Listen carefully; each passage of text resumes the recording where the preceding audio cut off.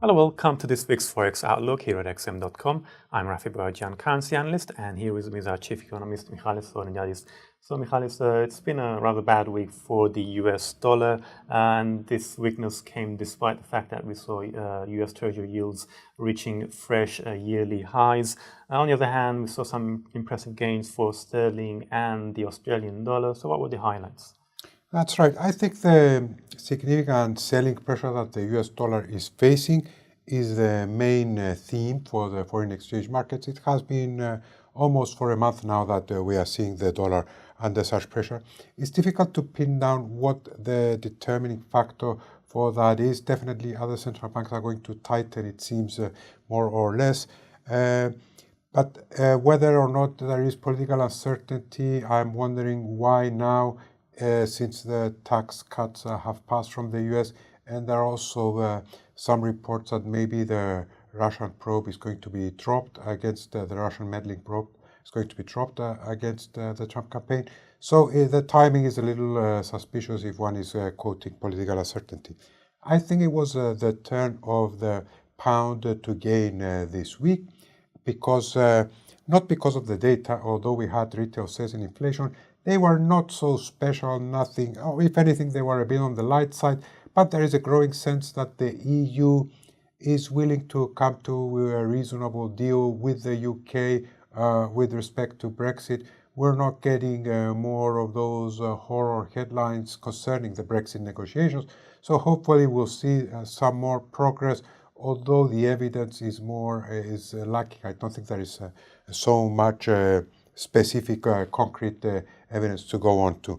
Now, the Aussie was also strong. We had a good set of employment numbers. We also had a strong Chinese GDP figure, so strong commodities as well. So the Aussie doing very well against the US dollar. I think these are the main things, and also the yuan has reached highs against the US dollar. One reason for the dollar weakness might be that China and to a certain extent Japan are stepping back from treasury purchases. So this could be an explanation of both higher US treasury yields as well as a weaker dollar. Now with that, let's go to next week. Rafi, let's first start with the central banks, which are very important for Forex traders. What do we have next week to look forward to? Right, so we're going to have two important central bank meetings. The first one coming up Monday, Tuesday is the Bank of Japan. There's been some talk recently in the markets that the Bank of Japan may be preparing to start the process of winding down its stimulus program. We had that overreaction when Bank of Japan bought slightly less long-dated government bonds in one of its regular market operations. And then there were some reports this week as well that certain policymakers within the Bank of Japan are shifting towards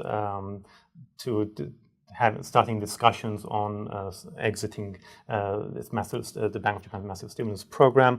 Although for next week, we're not likely to see any changes in the Bank of Japan's policy. Inflation is still well below the 2% target. In fact, we also have inflation numbers next week expected to come at 0.9%. So the Bank of Japan is unlikely to change its language just yet. We also have the European Central Bank next Thursday. The euro, we already saw a bit of a consolidation happening this week. In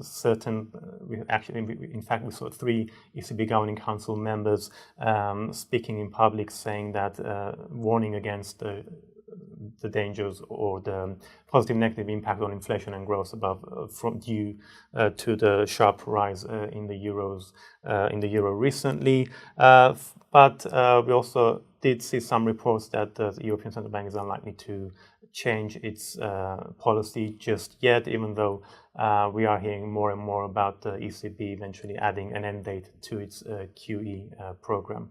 If I'm not mistaken, also we have next week the annual meeting of the Global Economic Forum, World Economic Forum in Davos, Switzerland. So a number of policymakers, including central bankers, will likely attend, and we might get some speeches or some statements from there that are going to be market moving. Now, in terms of data, what do we have to look forward to? In terms of data, the highlights will be GDP, the preliminary estimates for the fourth quarter from both the UK and the US. The US is expected to stay around 3% annualized rate. The UK, there was some hopes that growth would pick up to 0.5%. It's more likely to come at 0.4% as in the prior quarter. We're also going to see Canadian inflation and retail sales numbers, which could be interesting given the Bank of Canada's recent dovish rate hike. Whether that's going to support the Bank of Canada's view, as well as flash PMIs out of the Eurozone, which are always closely watched. So I think it will be all in all an exciting and busy week in the markets with lots of news to keep everyone occupied. Thank you very much, Rafi. Thank you everyone for watching and have a great day.